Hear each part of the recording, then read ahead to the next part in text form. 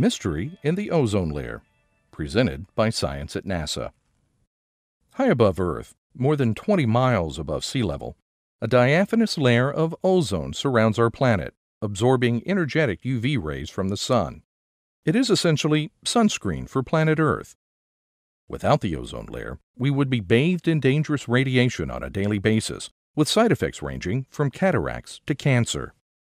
People were understandably alarmed then in the 1980s when scientists noticed that man-made chemicals in the atmosphere were destroying this layer. Governments quickly enacted an international treaty called the Montreal Protocol to ban ozone-destroying gases such as CFCs, then found, for example, in aerosol cans and air conditioners. On September 16, 1987, the first 24 nations signed the treaty. 173 more have signed on in the years since. Fast forward 27 years. Ozone-depleting chemicals have declined, and the ozone hole appears to be on the mend. The United Nations has called the Montreal Protocol the most successful treaty in UN history. Yet, despite Montreal's success, something is not quite right. A new study by NASA researchers showed that a key ozone-depleting compound named carbon tetrachloride, or CCl4, is surprisingly more abundant in the ozone layer than it should be.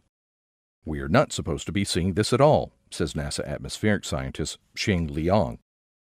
Between 2007 and 2012, countries around the world reported zero emissions of CCl4.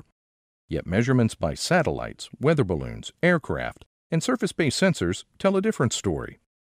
A study led by Liang shows worldwide emissions of CCl4 averaged 39 kilotons per year, approximately 30% of peak emissions prior to the international treaty going into effect.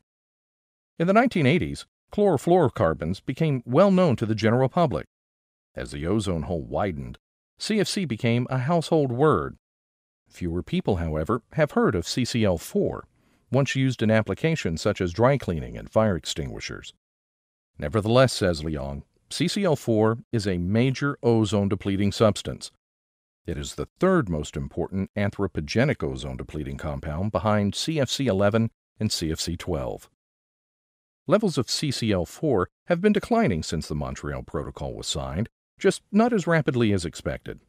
With zero emissions, abundances should have dropped by 4% per year.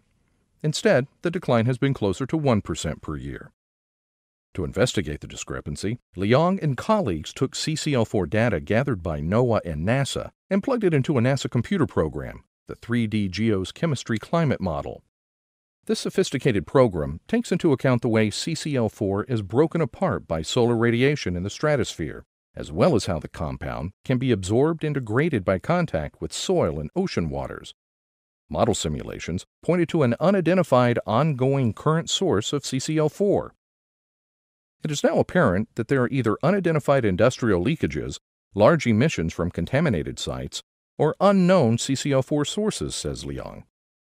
Another possibility is that the chemistry of CCl4 might not be fully understood.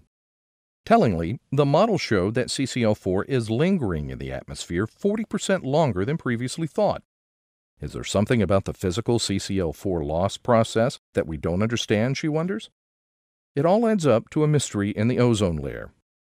Liang's research was published online in the August 18th issue of Geophysical Research Letters.